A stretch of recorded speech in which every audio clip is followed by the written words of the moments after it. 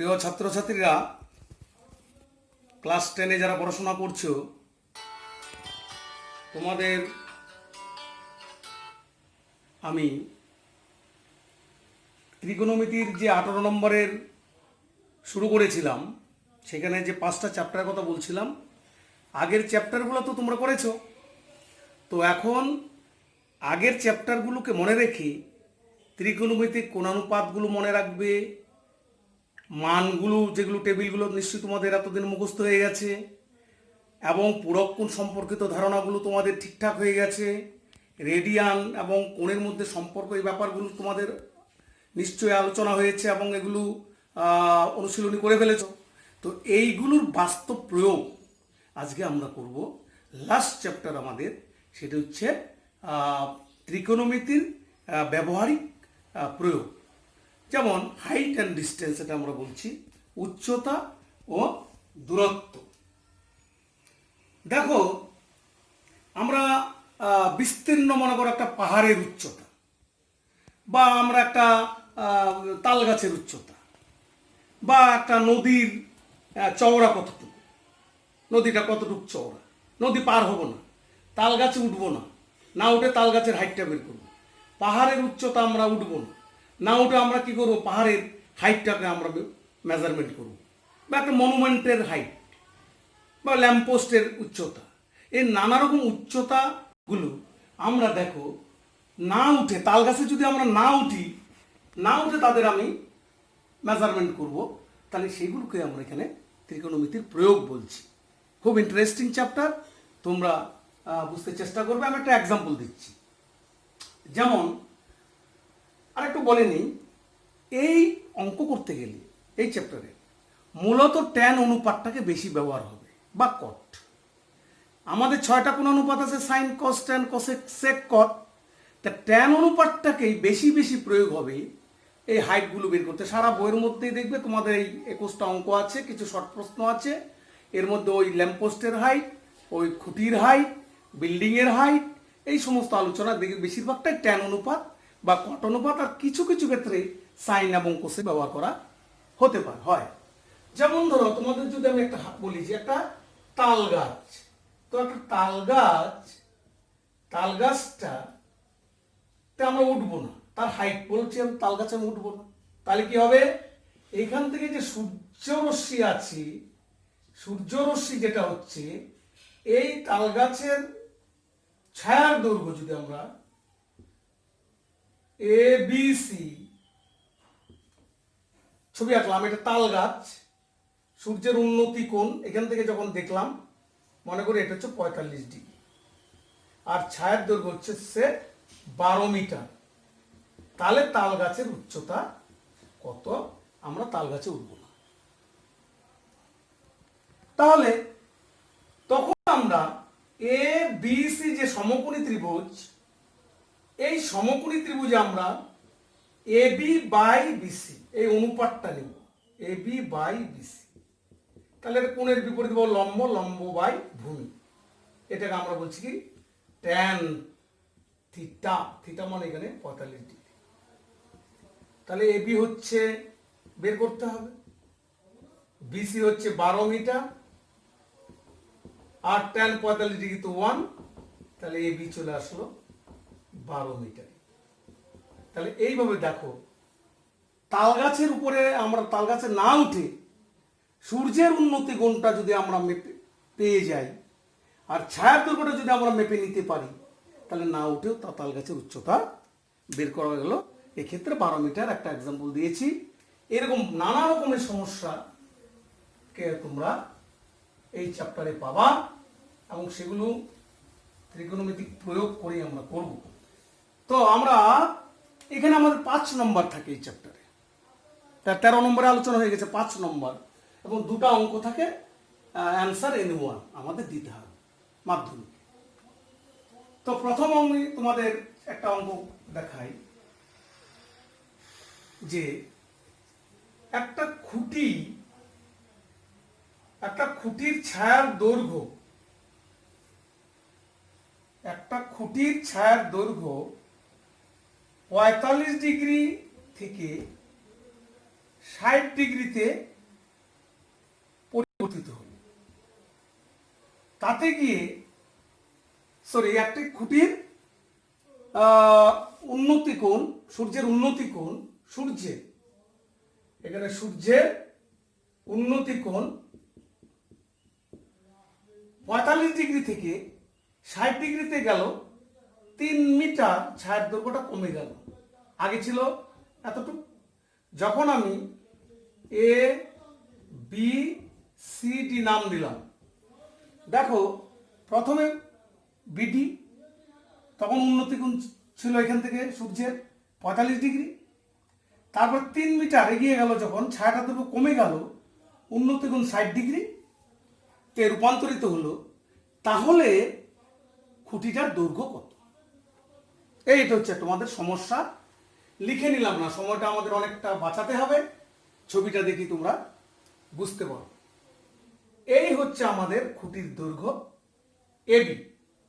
AB হচ্ছে খুঁটিটির দৈর্ঘ্য, খুঁটির দৈর্ঘ্য। আর এখানে এই যে আমি এ ডি বি বা এ সি ডি সমকোণী ত্রিভুজগুলো, তাদের এখানে উন্নতি কোণ 45 ডিগ্রি, এখানে উন্নতি কোণ 60 ডিগ্রি। তাহলে প্রথমে আমরা এ ডি বি, তাহলে আমি বিসিটাকে ধরে নিলাম এক্স মিটার, বিসিটা। তাহলে সম্পূর্ণ দেখো এ ডি বি ত্রিভুজ থেকে পাই, এটা আমি এইচ মিটার ধরে নিলাম খুঁটির দৈর্ঘ্যটাকে। তাহলে এ বি ডি সমকোণী ত্রিভুজে এ বি বাই, তারপরে এইচ বাই বিডি, বিডি মানে x plus 3 is equal to tan 45 degree. একটা পেলাম সম্পর্ক। আরেকটা কি, এ বি সি ত্রিভুজে আবার লম্ব বাই ভূমি, ভূমি হচ্ছে এখানে x, is equal to tan 60 degree. ঠিক আছে? এই দুটা সম্পর্ক দেখো ট্যান অনুপাত দিয়ে তৈরি করেছি। আমি বলছি বেশিরভাগ ট্যান অনুপাত হবে। এখান থেকে মানগুলো বসাও। ট্যান 45 ডিগ্রি মান হচ্ছে, তাহলে 1 নং থেকে H by X plus 3 is equal to tan 48 degree 1, তারপর H equal to X plus 3, এটা একটা রিলেশন রেখে দিলাম 3। 2 নং থেকে H by X equal to tan 60 root 3, তাহলে H equal to X root 3 4। এখান এই দুটা থেকে আমরা এইচ বের করব, তার মানে এক্স এর মানটা অপনয়ন করব। তাহলে প্রথমে এক্স এর মান কত দিয়েছো? এক্স মানে হচ্ছে 2, 3 নং থেকে x is equal two H minus 3 এখানে বসিয়ে দাও। এইচ ইকুয়াল টু এক্স মানে হচ্ছে এইচ মাইনাস 3 রুট 3, এটা আমরা এক্স এর মানটা অপনয়ন করলাম। তাহলে এইচ রুট 3 মাইনাস 3 রুট 3 और এইচ কে ওইদিকে নাও, এটা গিয়ে দেবো। তার মানে আসবে কি H root 3 minus H is equal to 3 root 3 করে নিবে। তাহলে এখান থেকে এইচ কমন নাও, root 3 minus 1 is equal to 3 root 3। খাতা কলমে ভালো করে মিলিয়ে নাও, বুঝতে পারছো? তাহলে এইচ ইকুয়াল টু কত? 3 রুট 3 বাই রুট 3 মাইনাস 1। করণীয় নিরসন করো, একবারে করি। উপর নিচে রুট 3 প্লাস 1 দিয়ে গুণ করি, তাহলে নিচে a square minus b square 2 হয়ে যাবে। 3 root 3 into root 3 plus 1 by 2। Root 3 মানটা 1.732 বসিয়ে দাও, তাহলে এখানে পাবো 3 রুট 3 ইন্টু, এটা হচ্ছে 1.732 প্লাস 1 মানে 2 পয়েন্ট, ইন্টু 2.732 বাই 2, কেটে দাও 1, 3 দুগুণ 6, 13, 6 দুগুণ 12, 1 12, মিলে গেল 1.366। এখানে হচ্ছে 366। তাহলে এখান থেকে আমরা 3 রুট 3 বাই 3 রুট 3 ইন্টু এটা আমরা করলাম এই বিষয়টা। এটা সবচেয়ে ভালো তো রুট 3টা গুণ করে নিলে, তাহলে তোমার এখানে √3 মানটা আবার বসাতে হবে। তাহলে ক্যালকুলেশনটাকে আমরা অন্যভাবে একটু করি, যাই হোক এভাবে করা যেত, একটু আরো সিম্পলি করি। এটা 2 তো, তাহলে এখানে 3 ইন্টু √3 ঢুকিয়ে দাও, √3 3 প্লাস √3, এটা হলে ভালো হবে। তার মানে 3 ইন্টু এইবার করো, √3 মানে তো 1.732, তারপরে 4 4.732। দেখো আগের স্টেপের থেকে এটা ইজি হয়ে গেল। এবার এটা করো 2, এইবার 3 দুগুণ 6, 1 6 দুগুণ 12, 1 6, এইবার গুণ করো 3 দিয়ে, 3 6 18 তো লাখ, 3 6 18 কে 19 9 তো লাখ, 3 3 কে 9 আর কে 10 0 তো লাখ, 3 দুগুণ 6 আর কে 7, 1 2 3 ঘর পরে দশমিক, তাহলে 7.098। তাহলে এইচ এর মান বেরোলো, তার মানে এটা চলে আসলো 7.098 মিটার। এই হচ্ছে তোমার খুঁটিটির উচ্চতা। এই হচ্ছে অঙ্কটা, শুরু থেকে অ্যান্সার পর্যন্ত তোমাদের দেখিয়ে দিলাম। মাঝখানে প্রসেসটাকে আমি একটু অন্যদিকে নিলেও আমি অন্য একটা সহজ পদ্ধতি তোমাদের বললাম, এইভাবে করলে √3 মানটা একবার বসালে তোমাদের হয়ে যাবে। ঠিক আছে, বুঝতে পেরেছ? তুলে নাও। এবার আরেকটা অঙ্কের কথা তোমাদের বলি। বইয়ের বিভিন্ন ধাঁচের অঙ্কগুলোকে আমি দেখাচ্ছি, সেগুলো একটু দেখবে কিরকম। এইবার দেখো,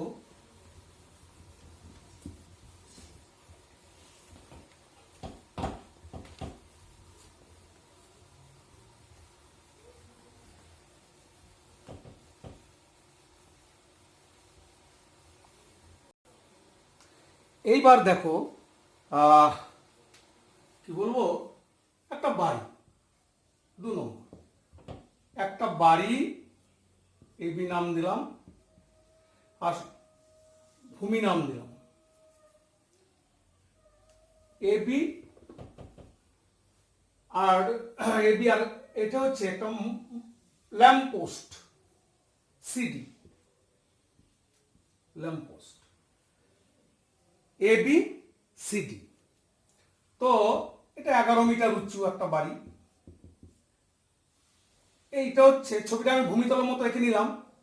এবার এই বাড়ির ছাদ থেকে ল্যাম্পপোস্টের, এটা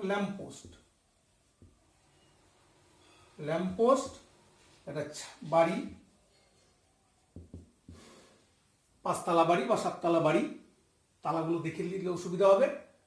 এখান থেকে একটা শীর্ষের, ওই বাড়িটার শীর্ষ থেকে, বাড়ির থেকে যখন আমরা ওই ল্যাম্পপোস্টের চূড়া দেখলাম, তখন তার উন্নতি কোণ, এটা অবনতি কোণ।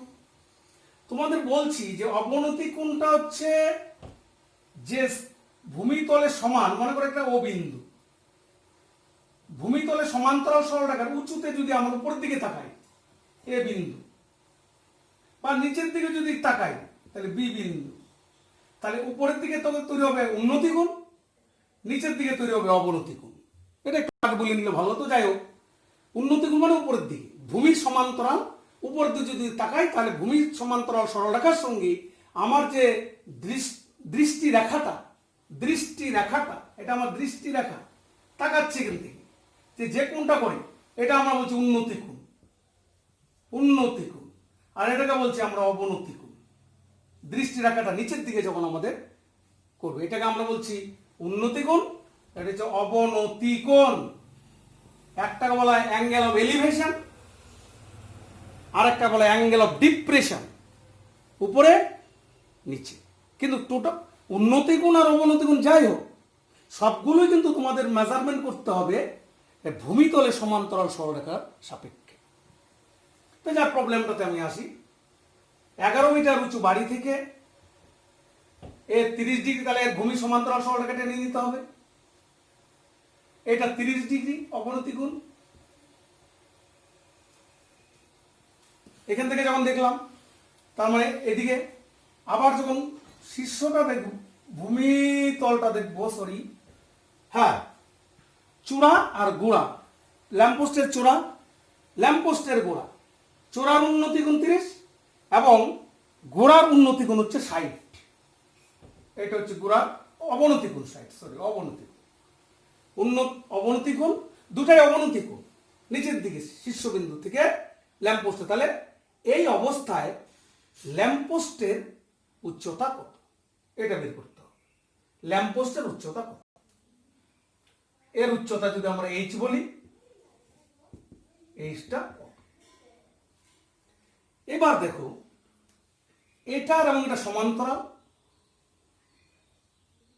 আর এই কোণটা আর এই কোণটা হচ্ছে একান্তর কোণ, তাহলে এটাও 60, একান্তর কোণ পরস্পর সমান। আরেকটু আমরা কাজ করি, এটাকে একটু বাড়িয়ে দিই, ত্রিভুজ তৈরি করি পি পর্যন্ত। তাহলে দেখো আমরা এই যে ছবিটা তৈরি হলো, প্রবলেমটা হলো বাড়ির ছাদ থেকে চূড়ার অবনতি কোণ, গোড়ার অবনতি কোণ দেওয়া আছে, ল্যাম্পপোস্টের উচ্চতা কত। আমরা এবার একটা সমকোণী ত্রিভুজ দেখো এ পি, এখানে তো 60, তো তাহলে এখান থেকে আমরা বলছি 11 মিটার, তাহলে এ বি ডি সমকোণী ত্রিভুজ লিখলাম না এ। এবার আমরা ক্যালকুলেশন শুরু করি। এ বি ডি সমকোণী ত্রিভুজে A B by BD is equal to tan 60। তার মানে এবি হচ্ছে 11, বিডি থাকলো tan 60√3। তাহলে বিডি ইজ ইকুয়াল টু কত? BD is equal 11/√3। বিডি এত মিটার। এপিসি সমকোণী ত্রিভুজ থেকে পাই, এপিসি সমকোণী ত্রিভুজ এপিসি থেকে পাই। কি করব? PC by